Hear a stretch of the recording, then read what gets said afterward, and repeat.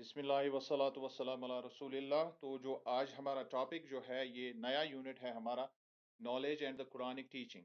Knowledge and the Quranic teaching آپ کا 6th unit ہے، اور یہ ہم 6th یونٹ پڑھنے جا رہے ہیں، اور اس کا پہلا کوشچن ہے discuss the Quranic concept and significance of knowledge in Islam. بہت ہی اہم کوشچن ہے so far as this whole unit is concern. اس پورے یونٹ کو سمجھنے کے لیے آپ کو بے حد جو ہے اس کو جاننا ضروری ہے، اس پہلے والے اس کانسیپٹ کو۔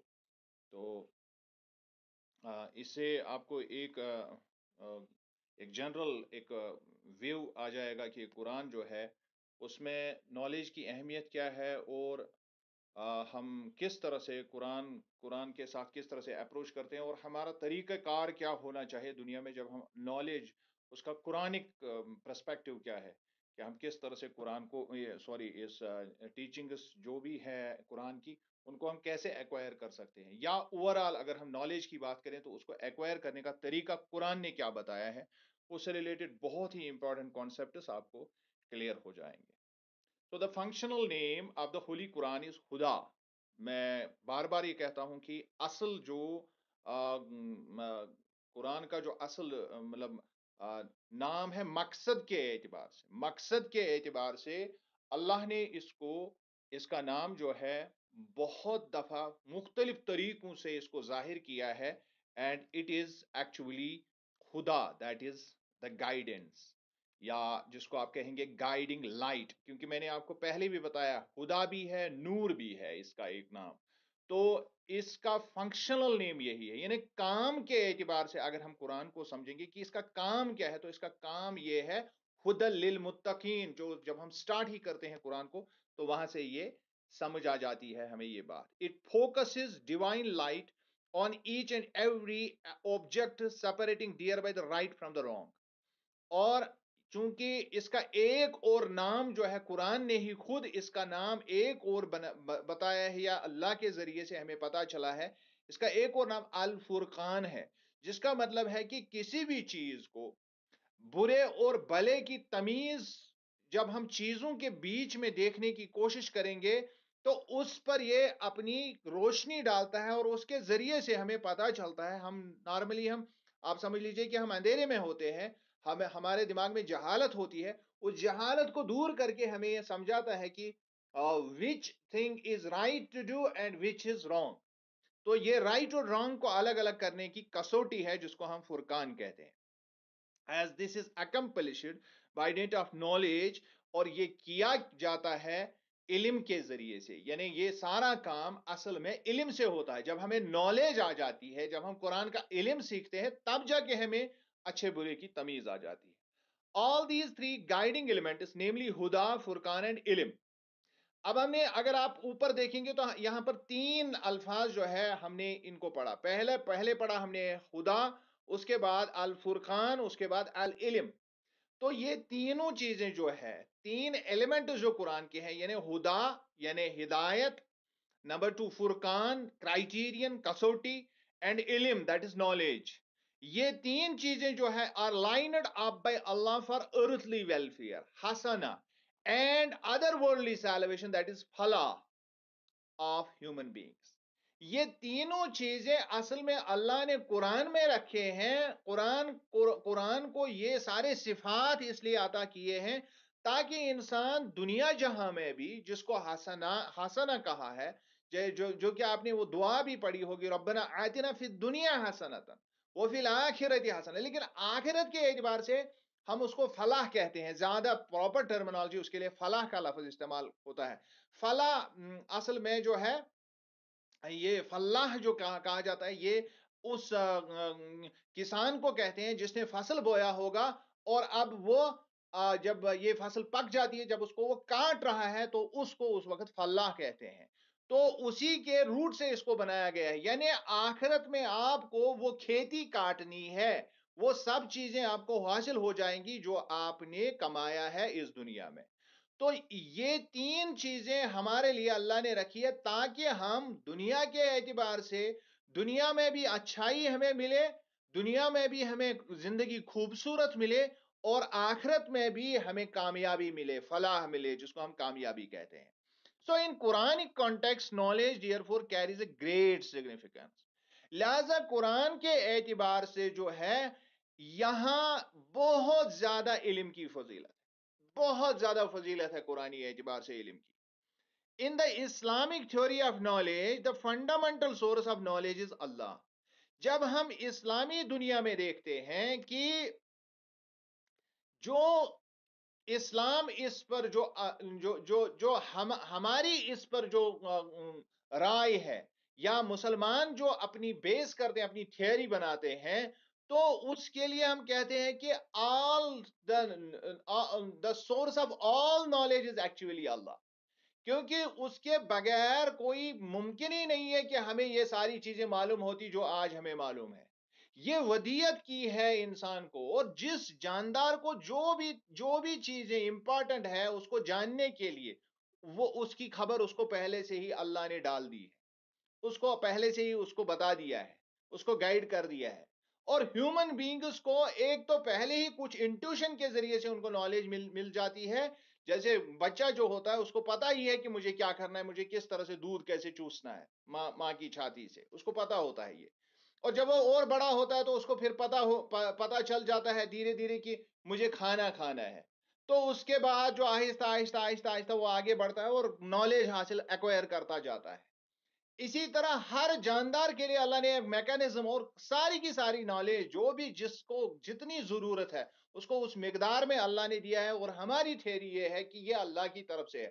کوئی بھی جاندار دنیا میں ایک منٹ کے لیے بھی زندہ نہیں رہ سکتا ہے اگر اس کو اللہ پہلے سے ہی اتنا علم نہ دے جتنا اس کے لیے اس دنیا میں سروائیو کرنا، زندہ رہنا بہت ضروری ہے. He taught Adam the names of all things. اور ہمیں قرآن سے پتا چلتا ہے کہ جو فنڈامنٹلی جو بنیادی علوم جو ہے وہ چیزوں کی جانکاری ہے، یعنی چیزوں کا علم ہونا، چیزوں کے بارے میں نالج ہونا. چیزوں کے بارے میں نالج ہوگی جب ہم چیزوں کا نام جانیں گے اور ان کی خصوصیت کا نام جانیں گے. یعنی all sciences were actually given to Adam علیہ السلام، اور by default وہ ہمیں ملی وراثت میں. There are numerous names of varied nature relating to knowledge. اور جب ہم قرآن کو پڑھتے ہیں تو بہت سارے اس میں ہمیں اللہ کے مختلف نام ہمیں ملتے ہیں. اللہ العلیم ہے، یعنی all knowing یا بہت زیادہ جاننے والا. الحکیم ہے، وائز داناؤ بینا ہے.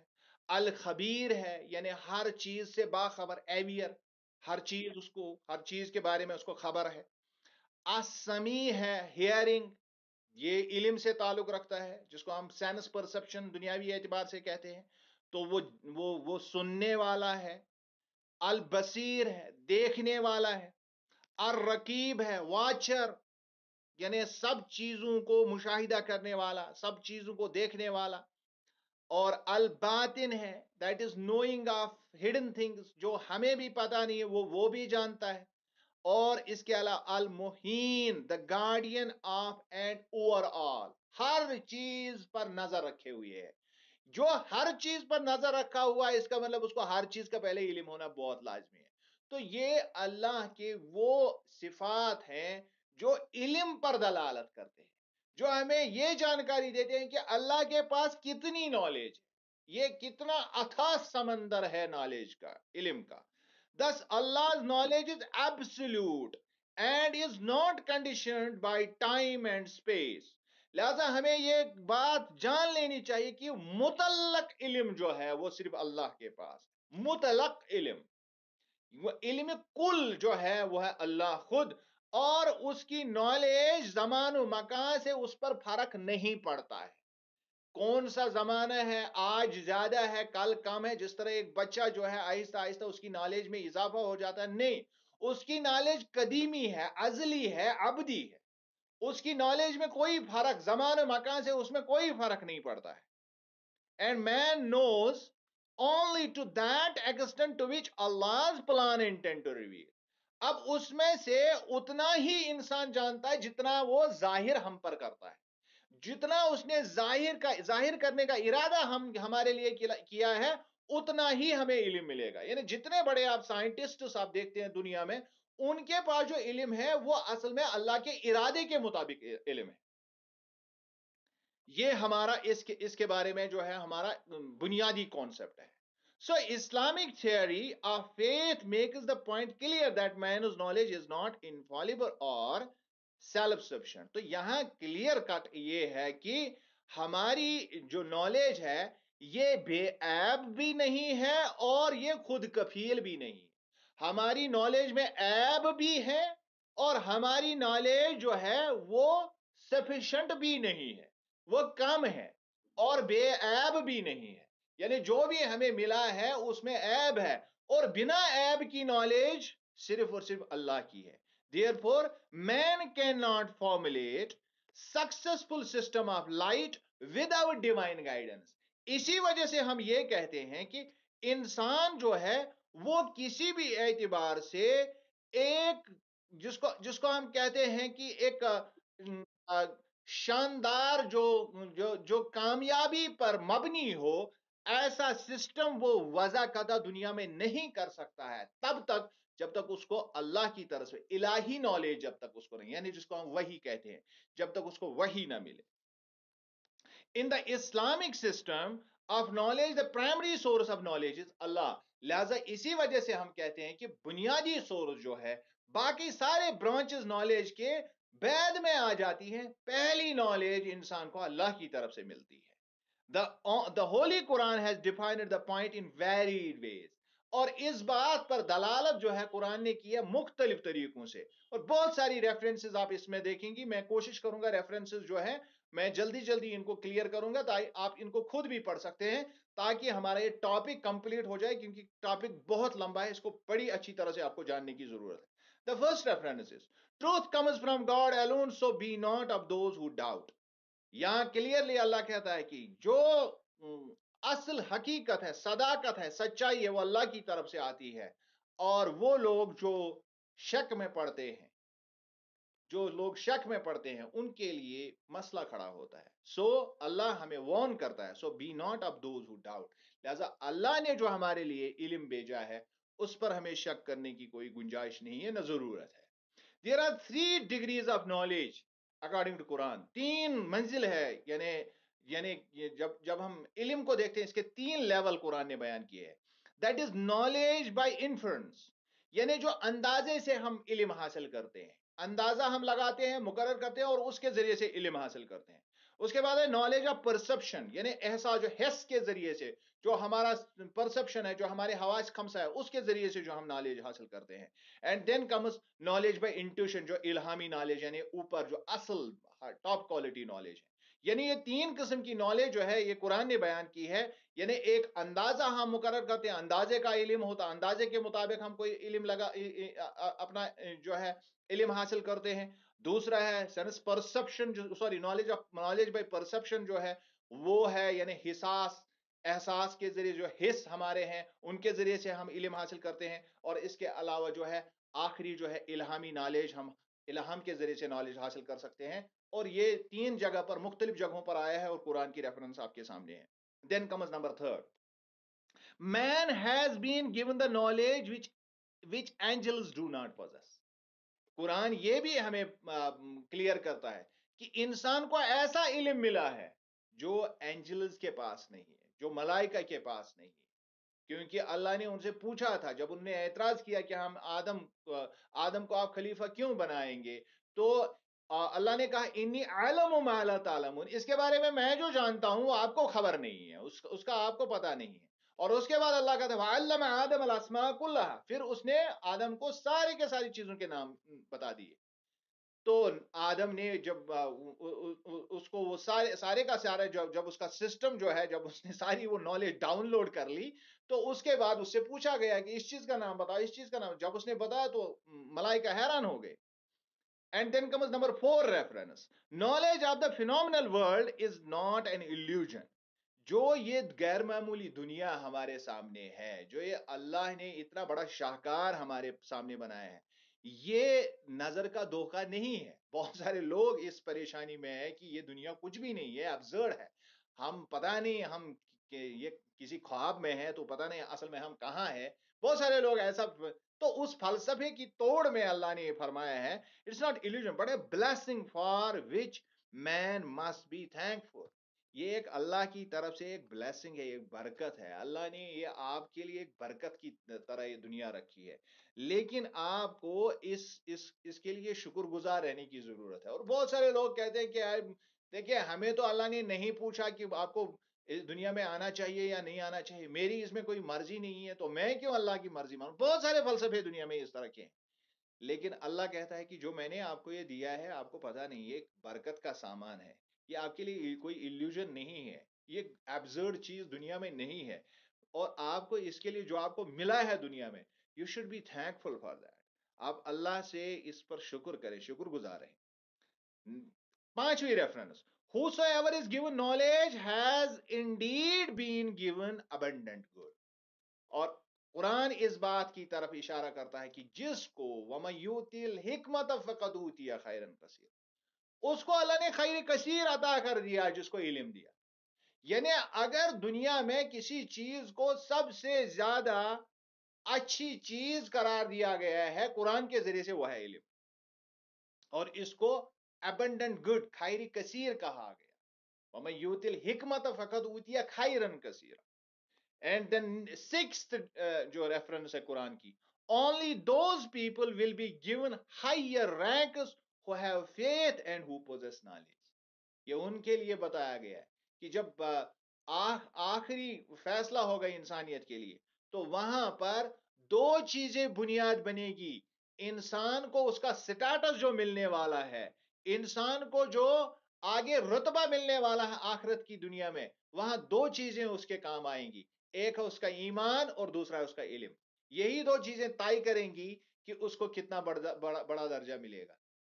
تو یعنی ایمان کے ساتھ ساتھ اس نے عمل بھی ڈیفینیٹلی کیا ہوگا، اور اس کے ساتھ ساتھ جتنا اس کو علم ہوگا تو اسی کے اعتبار سے اس کو. لیکن اللہ نے یہاں پر عمل کو چھپا لیا ہے، دو چیزیں ظاہر کی ہے، کیونکہ یہ دو چیزیں بہت اہم ہے: فیتھ ایز ویل ایز علم. کیونکہ جب تک آپ کے پاس علم نہیں ہے تو عمل بیکار ہے. آپ کوئی عمل ایسا بھی کر سکتے ہیں جو آپ سمجھتے ہیں کہ یہ کرنا چاہیے لیکن وہ نہیں کرنی چاہیے ہوگی. تو علم بہت امپارٹنٹ ہے، یہاں سے بھی پتا چلتا ہے. اور ساتویں ریفرنس قرآن کی: can those who possess knowledge and those who do not possess knowledge be on equal footing. اب اللہ ہم سے سوال کرتا ہے کہ آپ ان لوگوں کو جن کو علم دیا گیا ہے اور وہ لوگ جن کو علم نہیں دیا گیا ہے، کیا آپ ان کو برابر ہمسر سمجھتے ہیں؟ کیا آپ ان کو ایکول فوٹنگ پر لے آتے ہیں؟ یعنی یہاں کلیئر بٹوین دا لائنز یہ بات کہی جاتی ہے کہ جس کا علم جتنا زیادہ ہے اس کی رینک اتنی بڑی ہے. یہ دونوں برابر کبھی بھی نہیں ہو سکتے. یہ ہے علم کے بابت قرآن کا جو سٹیٹ ہے. اس کے بعد مطلب متعلق جو ہے یہ قرآن کا جو ٹیک ہے اس معاملے میں. Then comes eighth reference on oh my God increase me in knowledge ربی زدنی علما. سکھایا اللہ نے کہ آپ مجھے مانگو گے، اور انبیاء کرام کو بار بار اللہ نے کہا ہے کہ آپ مجھے رزق نہ مانگے، لیکن یہاں پر جو ہے علم مانگنے کے لیے کہا گیا. یعنی وہ چیز ہے جو ہمیں بار بار اللہ سے مانگنی چاہیے، اور ہم بھی مانگیں گے. آپ بھی میرے ساتھ اس دعا کو دہرائیے: ربی زدنی علما. So in Islamic concept of knowledge, the word ilm finds its pivotal and credible place in the Holy Quran and Hadith. اس سے ہمیں کلیئر ہوا کہ جب ہم اسلامک کنسپٹ آف نالج دیکھتے ہیں، یعنی علم کے متعلق جو اسلام کی سوچ ہے، جو اسلام کا ٹیک ہے، اس میں ہم علم کو بڑی اعلیٰ مرتبہ فضیلت پر فائز دیکھتے ہیں. اتنا ہی نہیں، یہ بہت ہی پیوٹل، اس کا مرکزی کردار ہے، اور سب سے اعلیٰ یعنی کریڈیٹیبل پلیس، اعلیٰ درجے کا مقام قرآن نے دیا ہے، اعلیٰ درجے کا مقام حدیث نے دیا ہے علم کو. So knowledge in Arabic is expressed through different terms like al-ilm, al-marifa, ash-shu'ur, شعور جس کو ہم کہتے ہیں، شعور شین عین واو اور را. But the ilm in the Islamic world view is of the highest importance. مختلف طریقوں سے یہ عربک میں اس کو مطلب علم کو ظاہر کرنے کے لیے ٹرمز ہیں. مثلا علم ایک ٹرم اس کے لیے ہے، معرفہ یعنی جانکاری جس کو ہم کہتے ہیں، اور اسی طرح شعور، اویئرنیس کسی چیز کے بارے میں. یہ 3 بنیادی الفاظ ہیں جو عربی میں علم کے لیے استعمال ہوتے ہیں. لیکن اس میں سب سے اعلیٰ امپورٹنٹ، جو سب سے زیادہ اہمیت جو ہے وہ ہے لفظ علم کی. Because it is one of the divine attributes. کیونکہ یہ اللہ کے ناموں میں سے اس روٹ پر اللہ نے اپنے لیے نام چنے ہیں. Thus the epithets that are applied to God are Al-Alim, Al-Alim and Al-Allah. 3 attribute اللہ نے اسی علم کے روٹ سے اپنے لیے جو ہے قرآن میں واضح کی ہے. ایک ہے علیم، ایک ہے عالم اور ایک ہے علام. یہ تینوں روٹ جو ہے علم سے بنے ہوئے ہیں. اور یہ تینوں چیزیں جو ہے اللہ نے اپنے لیے جو ہے ان کو بحیثیت اپنی خصوصیت یا بحیثیت اپنی ایپیتھٹ، جس کو ہم صفت کہتے ہیں، اپنے صفات علم پر مبنی یہ ہے یہ الفاظ. So all of which signify the meaning the omniscient. ان تینوں کا مطلب جب ہم دیکھتے ہیں تو ان تینوں کا مطلب ملا کے کیا بنتا ہے؟ That is God is omniscient. یعنی اللہ ہر چیز کا علم جاننے والا ہے. In this context, it is important to note that the words ilm and its derivatives have occurred 805 times. The word al-bab, mindus, has occurred 16 times. And the word al-aql, reason, and its derivatives have occurred 49 times in the Quran. اس بات سے آپ کو اندازہ ہو جائے گا، ایک چھوٹی موٹی کتاب 400-500 پیج کی کتاب جو ہے، اس میں 805 مرتبہ اللہ نے لفظ علم کا استعمال اور اس کے ڈیرائیویٹیوز کا استعمال کیا ہے. 805 مرتبہ. اور مائنڈ کا الباب، لب، جس کا لفظ لب ہے، یعنی عقل کو لب کہتے ہیں. اور یہ اصل میں لب جو ہے یہ اس عقل سے جو ایک اور طرح کی عقل ہے، چونکہ یہ درجے ہیں اس کے.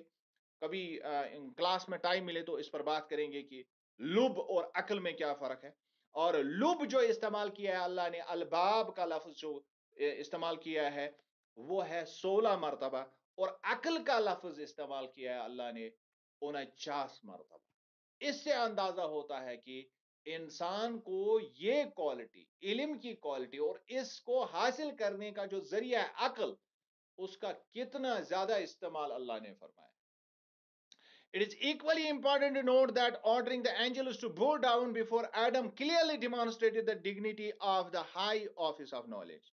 اور اس کے علاوہ جب ہم یہ دیکھتے ہیں کہ اللہ نے آدم علیہ السلام کے سامنے اینجلز کو آرڈر کیا کہ آپ، حکم دیا کہ آپ اس کے سامنے سجدہ ریز ہو جائیں، it clearly demonstrated.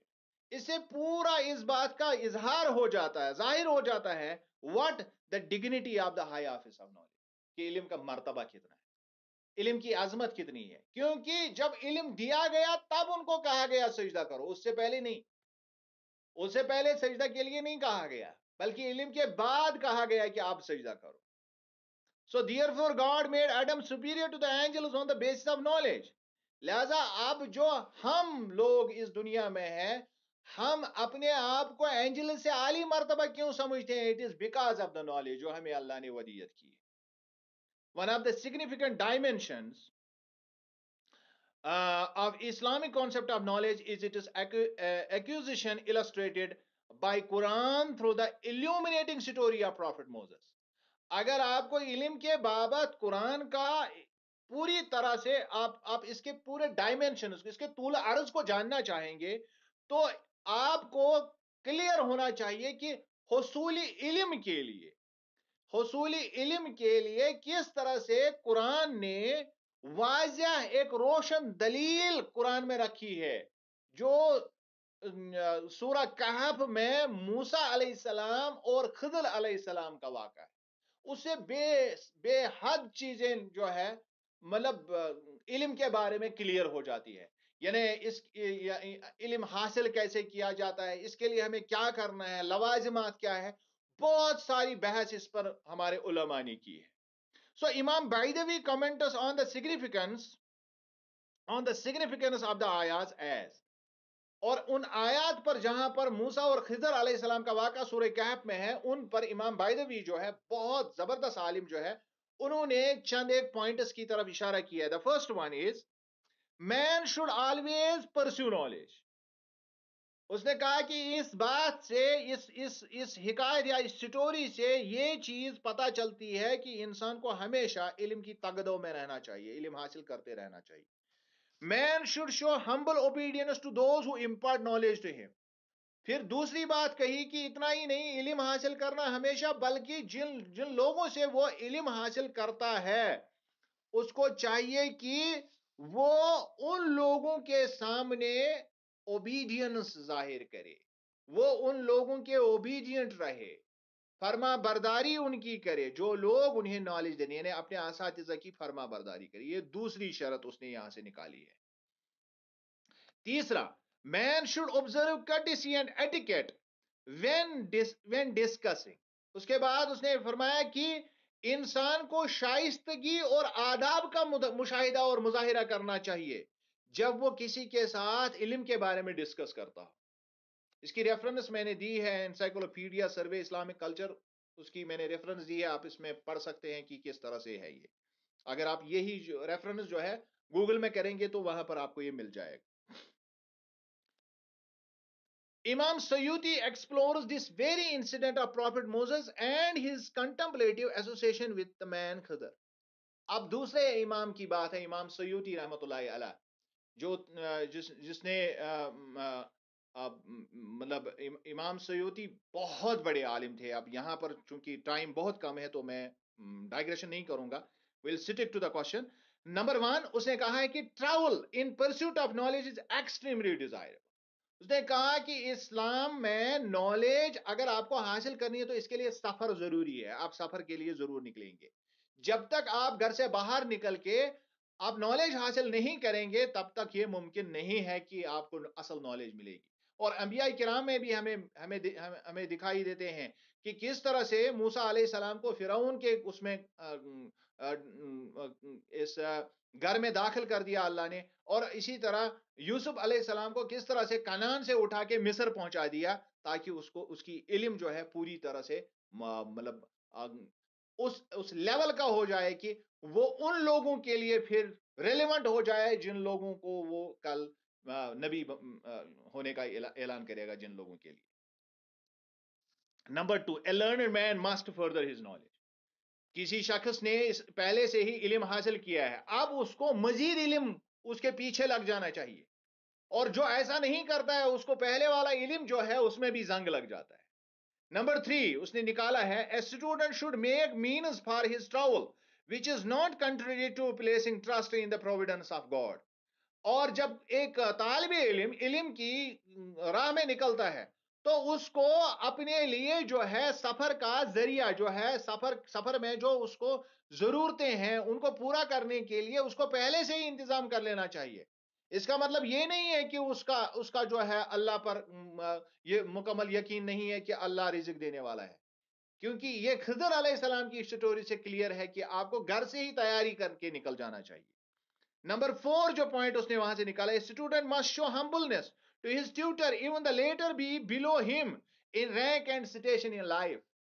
अगर अगर बच्चा मर्तबे में कितना भी, अगर अगर शागिर्द कितना भी मर्तबे में आला हो, इसके बावजूद भी अपने उस्ताद की उसको अजमत का लिहाज करना चाहिए और उसकी इज्जत करनी चाहिए, क्योंकि मूसा अलैहिस्सलाम पैगंबर थे और खिज़र अलैहिस्सलाम जो थे वो पैगंबर नहीं थे बल्कि वो आम आदमी थे.